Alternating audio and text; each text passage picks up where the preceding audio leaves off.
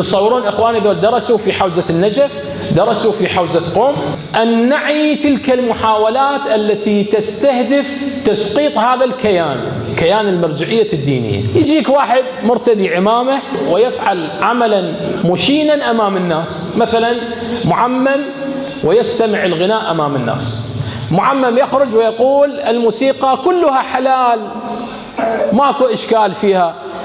أنا أحد الأشخاص شفت لابس عمامة وخرج على مواقع التواصل وقال شرب الخمر ما بإشكال. هسه هذا قال شرب الخمر ما بإشكال، يعني شنو؟ يعني المرجعية تحلل شرب الخمر؟ أجندات تحاول أن تسقط العمامة وتستهزئ بها. البعض منهم إخواني يرتدي عمامة رسول الله ويخرج على مواقع التواصل، تشوف يلتقي بالنساء العاريات، تشوفوهم أنتم، تشوف أنه بحجة أنه ينقل لها الحكم الشرعي، ولكن هو يظهرها على مواقع التواصل. يعني أسألكم بالله بعض المشاهد اللي تشاهدونها ممن يرتدي عمامة رسول الله، هذه المشاهد يعني مسألة ابتعاد عن حرام، لو أصلا هو حرام. هذا أصلا بعض الممارسات اللي يمارسوها هي حرام. تتصورون إخواني ذول درسوا في حوزة النجف، درسوا في حوزة قم، ذول تخرجوا من علماء، تخرجوا من فضلاء؟ لا إخواني، ذول أصلا حوزة ما شايف فيها.